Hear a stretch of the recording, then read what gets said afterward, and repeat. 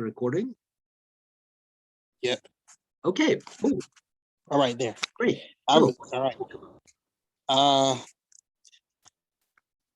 I was going to ask about learning and memory. So how do we know what we know so far about memory and what is there to learn? So basically, where in our brain do we store the different types of information and stuff like that?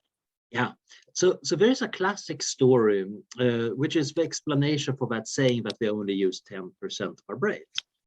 Yeah. So of course, it took a long while for people to figure out that actually it seems to be the brain where we're kind of doing our thing. For a long time, people were convinced that that must be the heart because that was so essential. Indeed, Aristotle noted that, well, people with brain damage seem to survive actually, but people with heart damage never survive. So probably the heart is essential. But gradually people figured out that, okay, actually it is the brain. But then the next question was, where in the brain? In the early 1900s, the great neuroscientist Lashley did a lot of experiments on rats where he basically cut out different parts of the brain and tried to see which part is necessary for rats to have memory and learning. And he discovered that he could mess up these rat brains a lot, and they still could learn. So he drew the kind of good logical conclusion. Actually, memory is distributed across the brain. It's not like there's any particular part that is where all the memory is stored.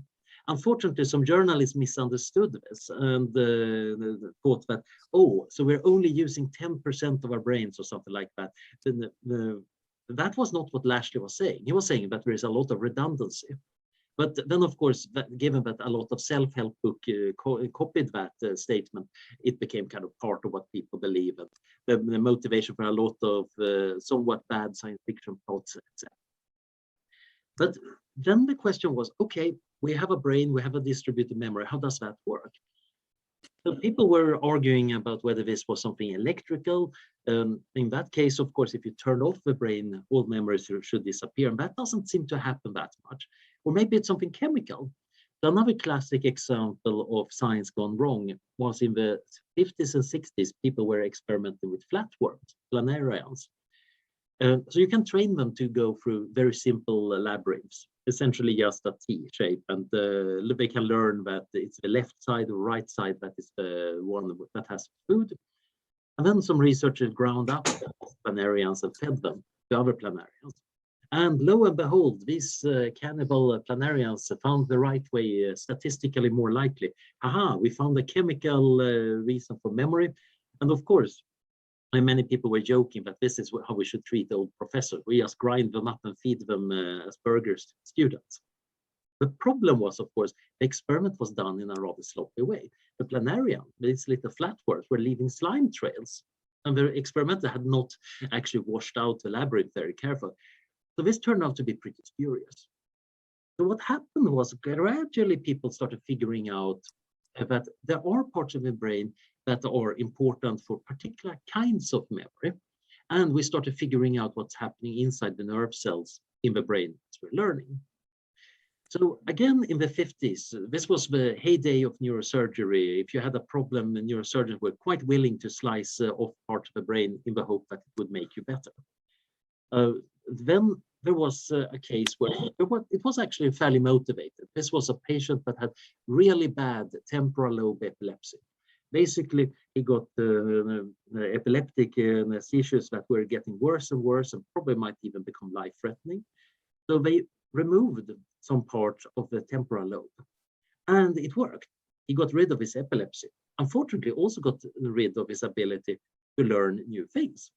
So he could experience something, and 10 minutes later, he had forgotten about it. He remembered his childhood and the things leading up to the surgery, but afterwards, it was fairly blank. It turned out that he could still learn new skills. You could give him some three-dimensional toy, and he would learn quickly to solve it. And then you showed it to him again, and this patient would not recognize it. He could solve it instantly. So this tells us a lot of interesting things. First of all, there are several kinds of memory. There is procedural memory, learning how to solve a 3D puzzle. Then there's the episodic memory, remembering what happened. And related to the episodic memory is semantic memory, memory for facts. So what I did last summer, that might be my episodic memory, that Paris is capital of France, that is a semantic memory. And typically semantic memory, we now believe, emerge from having a lot of experiences of episodes where people tell you about it, or you read about Paris, or you visit Paris, and gradually you average them together into this general knowledge. This patient, AJ, he had lost his ability to form new semantic and episodic memories. And that was the start of this inquiry. We kind of started to find that different parts of the brain are responsible for different kinds of memories. It turns out that people who get Huntington's chorea, another rather bad disease that eventually kills you, but it at first starts disrupting the basal ganglia. They also get memory problems, but procedural ones. They have totally normal semantic and episodic memory, but they lose the ability to learn new skills, and old skills might fail. People who get Alzheimer's, they get trouble in the temporal lobe, and that is why their memory is the first thing that goes. But it's the learning of new things that goes first, not the remembering past. That then gradually gets more and more disrupted as the brain gets more and more disrupted. But typically, really solid childhood memories remain for a long time. Now, this is all well and good. Now we have a model of what's happening on the large scale. But how does the brain actually learn things? After all, it's just nerve cells. And when you look at the nerve cell, what you get is basically that it receives signals from other nerve cells. And then if they are strong enough, it sends out a signal through various branching filaments. These filaments are called axons, and then they connect to the dendrites, the receiver filaments of other cells, through a synapse. The synapses are kind of little pairs of bulges on either cell. And when a signal arrives, one sends a shower of chemicals over to the other one that reacts and sends an electric signal over. This is where a lot of drugs do their work, because they block the transmission or affect how it's interpreted. But one of the coolest things that was discovered in the 70s was that if you stimulate one cell repeatedly, and the recipient cell also responds, then the synapse between them becomes stronger. An input signal produces a stronger output signal. And this was exactly what had been predicted by Donald Hebb back in the 40s. He was doing a theoretical psychology book where he was suggesting how maybe a brain could do. Indeed, this idea wasn't even new. The great philosopher and economist Friedrich von Hayek had also speculated about this, but hadn't published his big book on neuroscience because he was too busy defending his view on liberalism. Indeed, even Freud himself had the same rough idea many, many decades before, but he didn't do anything useful with it. So today we talk about Hebbian learning. The neurons that fire together wire together. So if I see an unknown fruit and I taste it and somebody says, that's an apple, then neurons are going to fire my brain with a representation of the taste, the color, and maybe the word apple. And since they're firing at the same time, they might form stronger links. So next time I see that green fruit and I wonder what it's called, I taste it, some neurons get activated, and they together activate the neurons representing the word apple. So this way we might build up representations. Now there is a lot of complication here, of course. You don't want to overwrite old memories, and you need to distribute memories across the brain, and that is part of what the medial temporal lobe does. So when it fails because of Alzheimer's, or even because you drank just too much alcohol and get a blackout, which is fortunately usually a temporary case, what happens is that it's not doing its job. New memories have arrived, but they don't get consolidated for truly long-term storage, so they just disappear. We also have working memory. When I'm trying to remember a phone number or which room to go to in a building, I'm kind of repeating it to myself. And if I get distracted, it immediately just evaporates. That kind of memory is probably run by looping electrical signals in the frontal lobes, it's believed. There is some good evidence for that. But the best evidence we have is about the long-term memory. And in neuroscience, people are getting rather happy with this overall story, although there is lots of complications, of course. Oh man, that's so cool. So I think I know who the guy is. Is his name Henry Maliason? Yeah. So he died a few years back. When I did my first courses in neuroscience, they only used his initials. Like many patients, you just use the initials for them to keep their privacy. So I only knew him as HM, but he was all over the textbooks. There are other patients that had similar surgery or other forms of brain damage, but HM was kind of the most famous of them. So after his death, his brain was also donated to science. So they very, very carefully preserved it and sliced it up. And that was actually broadcast live on YouTube, which is kind of mildly morbid, but I also felt like, okay, I better watch that a little bit at least, kind of pay my respect, because he accidentally did so much for neuroscience. Yep. In a way he did, and it sucks that he can't remember it, but yes, he did. Yeah. My first encounter with this phenomenon called Anterograde Amnesia, where you can't learn new things, was through Oliver Sacks' excellent book, The Man Who Mistook His Wife for a Hat. So this is a genre of books that tells interesting short stories or essays about patients he have encountered in his practice as a neurologist. And in the very, I don't think it was HM that he described, but he had this patient who honestly couldn't remember the new things and had various problems with memory. And it's a very moving story about how he was clearly a person, but a lot of what we normally think makes up a person in form of memories was gone. And he's contrasting that with another patient who had what's called Florid-Korsakoff syndrome. This is what happens when another related part of the brain fails. So you're not learning new stuff. You're totally confused about where you are, but you're making it up all the time. Because most of the time we're making up explanation what's going on around us. When we remember things, we're making up the scenery in the memory. To a large degree, this is all fakery. But if you have Florid-Korsakoff, you're just making it up continuously without actually making it reasonable. And Sacks has asked this very worrisome question. That guy seemed to be in some sense more soulless than the person who had lost the memory, but was kind of aware that he had lost something. While the cheerful Korsakoff patient was just going on there, assuming that since Sacks had a white coat, he was the butcher. And then he realized that he wasn't the butcher, and then he just shifted over, oh, you're my dentist. Man, that's cool. So, sort of going on memory is neuroplasticity. Do scientists know exactly how plastic or malleable the human brain is? For example, like language. Isn't it true that the younger you are, the easier it is to learn a language, or is that just a myth? It is true, and it's slightly more complicated than just being young helps you learn language. If you try to teach language to a newborn infant, it's not going to work that well. And the reason is that a newborn brain is not really formatted. It's almost like when you get a totally fresh hard drive and connect it to a computer.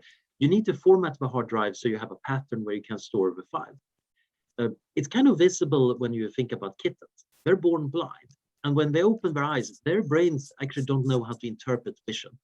But quickly, the signals from the eyes cause a formatting of the visual cortex. It basically builds up a way of representing what we're seeing. And then once that's done, secondary cortices learn how to interpret the signals from the first visual cortex, and it kind of escalates onward. The same thing happens in human infants. And a newborn infant can kind of react to sounds, but it doesn't know how to interpret it. Gradually, it builds up an auditory cortex that can do it. And after a while, it starts getting the language cortexes. So we're kind of pre-programmed to learn a language. And we do it amazingly fast and well, at least compared to the neural networks that we're kind of impressed with in computers today. So there is this period where children can really soak up a language because we're kind of genetically programmed to do that. Now, the interesting thing is that happens very quickly in small children. But of course, we're better at learning language when we're younger than older. And partially this is also because we have these critical periods. There is a particular period in time and development where we're kind of supposed to learn certain things and we pick it up very efficiently. And then quite often biology has locked down things. So when after you learn how to walk, it's a bad thing to relearn how to walk because you already learned that. So many of these things kind of get fixed and formalized, and then it's very hard to unlearn them. Now, What happens in language is that we have this particular skill, but there are other skills that we can learn at any point in time. Reading and writing is not something that exists in nature. The fact that we learn how to read and write things at school when we're kids is kind of a coincidence, but it's also kind of effective because kids generally have higher neuroplasticity than adults. And when you get older, your brain gets slower, which also makes sense because it also reduces the forgetting rate. If you have a great overwriting rate, you might unlearn stuff that matters. Now, what determines that? Well, think about those synapses. What's going on is basically a bunch of chemical reactions. So a chemical signal arrives to stimulate the other cell. That happens because it opens various ion channels and literally lets in ions and lets out ions to change the electric potential. But it also produces a chemical change. Among the ions that go into the cell is calcium, which is immediately bound to some proteins. And this is used as a kind of local signaling system. Those proteins attach to other proteins that then cause other proteins to do things and activate generation of certain other proteins, and you get more receptors and restructure the skeleton of the synapses. This can fill an entire textbook. It's very, very complicated because biology typically never does everything in a simple way. But how much this happens depends partially on what proteins are present on the surface. For example, there is one receptor, the AMPA receptor, where if you bind certain chemicals to it, it produces a much stronger plastic effect. So there are certain drugs that improve neuroplasticity. There are also neuromodulators in the brain, chemicals that affect it. In some cases, they do it by changing the electrical properties, you get stronger reactions. For example, if you're very stressed, noradrenaline or norepinephrine in America is present in a lot of parts of the brain. That makes neurons react a bit more quickly, and it means that you get fast responses. You don't think things through very much, but you respond quickly. It doesn't directly affect plasticity, but another modulator, acetylcholine, which is used for a lot of different things, ranging from attention to moving muscles, that one seems to affect this plasticity quite a bit. So then there are parts of the brain that send showers of acetylcholine to the relevant part of the brain when they think that this is worth learning. When you get very surprised, or when something is novel or very unfamiliar. And it's even more modulated when you're sleeping. Because during sleep, you try to consolidate the memories from the day. So they're kind of stored in the medial temporal lobe during the day to some extent. And then it reactivates during sleep. You can see this actually in lab rat. If you have them run around the labyrinth, you see activations of certain cells in the brain in certain spots of the labyrinth. And then you check when we're sleeping, and you can see the same activation pattern in the same sequence as when we're running through the labyrinth. They're probably dreaming about what they did during the day. And that then can help activate other parts of the brain, and you consolidate the memory by modulating with acetylcholine and some of the other neuromodulators. And this, of course, is real fun if you want to improve memory, because you might say, oh, I'm totally going to try to raise my acetylcholine levels. You might try to eat a lot of bad chocolate that has a lot of lecithin, which gets turned into acetylcholine, which might be helpful, or you might take an Alzheimer drug that increases the levels. Both of them are slightly tricky. The Alzheimer drug might just increase the general level, so you might be having more learning, even of stuff that doesn't matter. And it's hard to make the brain change its chemical balance just by eating. But that doesn't stop people from trying and telling each other the favorite smart drug recipes. Another thing you might do is, of course, trying to change your attention. Coffee, for example, doesn't actually improve memory. But if you're a bit more alert when listening to a lecture, you might learn it that way. You might also think about nicotine, which again activates the cholinergic receptors and seems to have some effects on memory, but mostly because it's also an attention enhancer. Yeah, I'm here. I'm just processing. So Yeah, I think basically what you're saying is, I think part of the reason that studying the brain is difficult is that the neurons are so specialized. Because if you study, let's say you study chemistry, the periodic table, every carbon atom is identical to every other carbon atom. So it's relatively easy to analyze carbon, but with the brain, every single human brain is different. and that makes it very difficult. Oh yeah, and it's more messy than many other organs. So we have about 30,000 genes in our genome, and they each produce a bunch of different proteins. There is actually things called alternate splicing that make the same instruction for making a protein generate several different proteins. But still, at most, we have a few 100,000 proteins, I would guess. And we have about 100 billion neurons in the brain. So that means that the genetic program we have actually cannot encode for all the neurons. Instead, it's a recipe for generating the diversity of neurons, and they are very individual. Even when they start, they are kind of growing slightly randomly, connecting randomly. And then you get a weeding out process as we grow up. Infants have actually more synapses between the neurons than we do as adults, but most of them are fairly pointless and not used, so they disappear. And then through learning, we keep the ones that are actually used. The interesting part here is, of course, the biology doesn't actually know which connections are going to be the most useful. So it just generates a lot of diversity randomly. Indeed, it seems like there are even tricks going on to maximize diversity, a little bit like how the immune system is trying to randomize antibodies, so at least some antibodies fit any given virus. So the brain seems to be generating random neurons. Now they come in various types, so it's not totally hopeless, but it's certainly not going to be as neat as the periodic table of chemistry.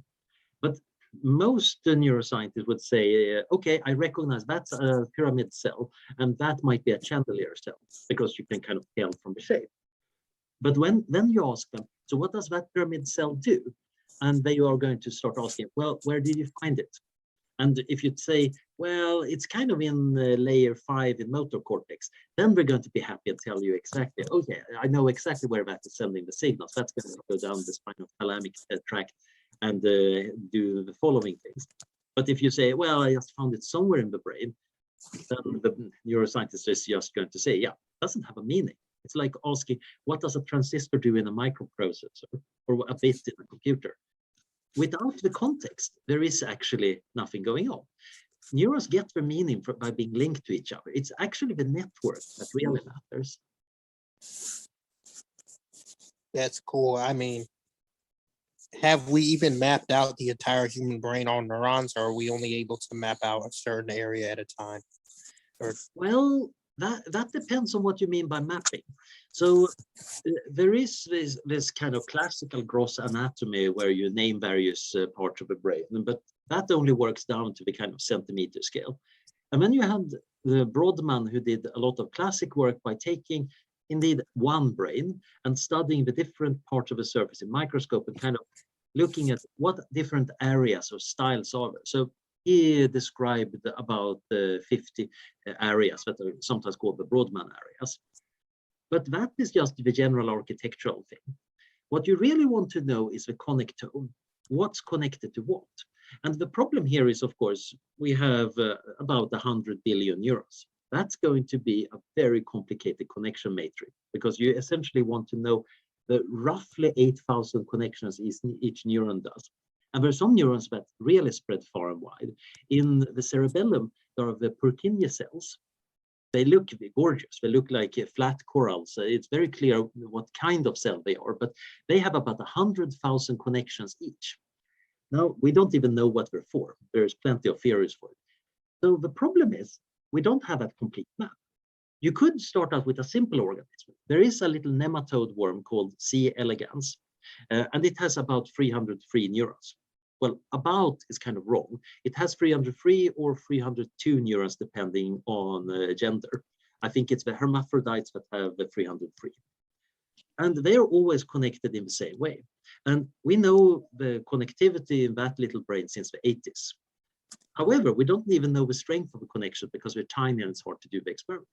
More recently, researchers have done a fruit fly brain and actually found basically the connectivity. That was a pretty big-ish project done with the help of and it involves literally 100,000 neurons and, of course, a very big database. Very recently, there have been an awesome paper that actually looked at a very small part of human cortex and mapped out basically the structure of the cortex. This is about a petabyte in size, this data set. it's a tiny part of the brain. At the same time, this is exactly what we're dreaming on.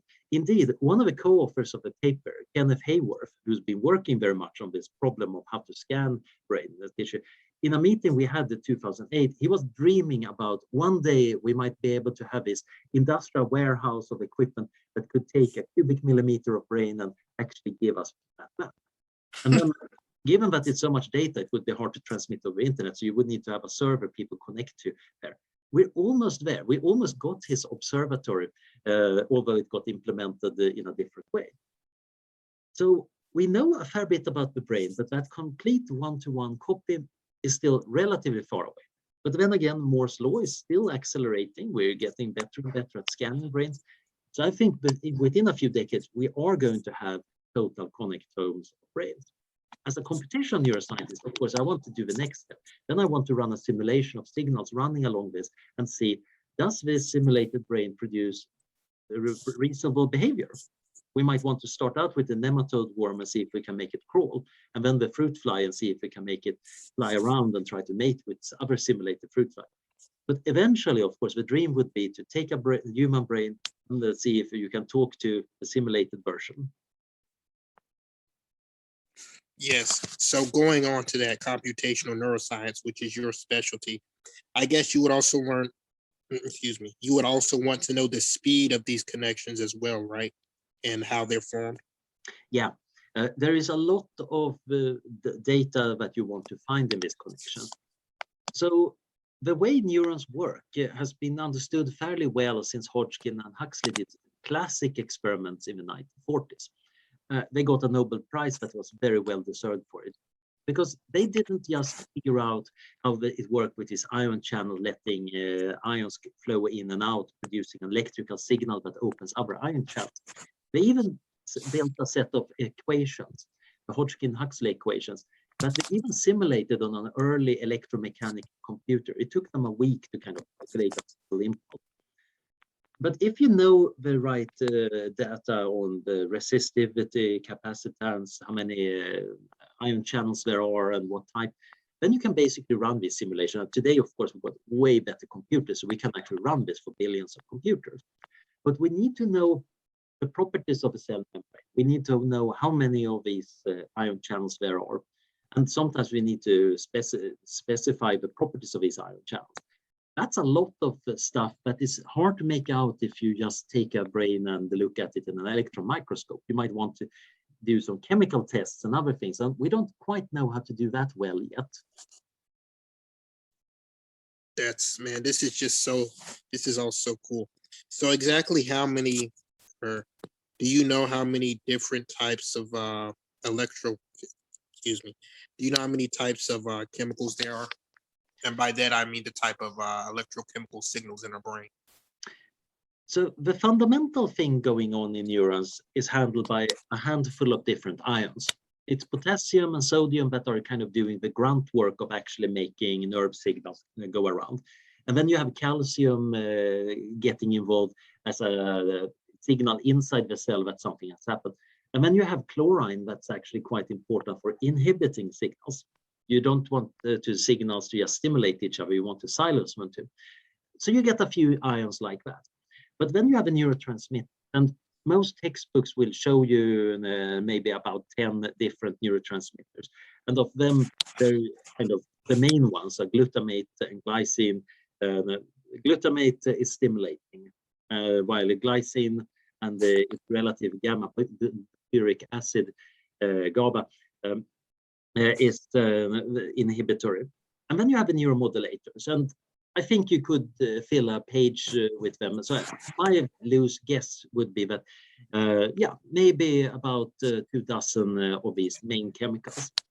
The problem might be that there are other forms of interactions that we haven't taken into account. So whenever I describe this, people will say, yeah, but what about, and then they bring up some other weird biological thing. And there are plenty of weird biological things. There are, for example, interactions with neighboring cells that are not neurons, like the glia cells. It used to be that everybody said, yeah, we're not doing anything, we're just support personnel. Turns out that they also have a bit of electrical activity. There might even be electromagnetic interactions between signals running along parallel fibers. although I think this is unlikely to matter for most part of the brain. But we don't know yet. We need to test that. But when it comes to the basic chemicals, I think less than 100 basic chemicals. The problem is then you have a lot of variability in the styles of neurons, how they branch out, etc. So the genetic programs generate different groups of neurons, and some of them are connected in a very precise manner. The cool thing is we could figure that one out, of course, by slicing and scanning brains. I think we are actually going to figure out the basic language going on there. But to get a particular brain, of course, you want to have exactly the right connectivity, the right speeds, the right resistivities, the right chemicals. And then you might be able to simulate it well. At this point, many people say, yeah, but brain without the body doesn't work.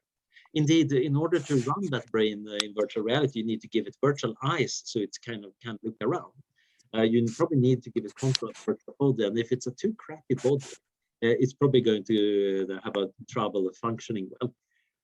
But simulating the body is probably easier than simulating the brain because you don't need to do full resolution of every little cell in the body. You can kind of fake it by saying that the skeleton is just rigid object. But there is certainly a fair bit of interaction between the body and brain. When you are hungry, you might get hangry because the hunger actually changes your mood. The brain is certainly affected by our metabolic state. We might feel satiated or anxious because our stomach is doing things. So for high fidelity simulation of somebody, you need to simulate the body fairly well. But how well that is, that remains to be seen. It might be that it's possible to fake things quite a lot. Man, yeah. So out of all the areas of computational neuroscience, from learning to memory to consciousness, what do you think is the most interesting, or what do you devote most of your time to learning in computational neuroscience? So I'm biased because I'm kind of a memory and learning person. And when I was starting to take classes in the 90s about this, people were, of course, playing around with neural networks and very excited about that they could maybe do things, but in most cases, they were not quite up to the task. And then there was this big revolution in the mid to late 90s when people realized statistical learning theory unifies what you neural network guys are trying to do with what many of the statistics people are trying to do and many other learning algorithms. So actually, it's all a general field of learning. So us who also care about biology, we're of course still unaffected by that because we say, well, we want to understand actual brains. But the people who want to do more engineering got a bit more discouraged and realized that maybe neural networks are just one tool in the toolbox.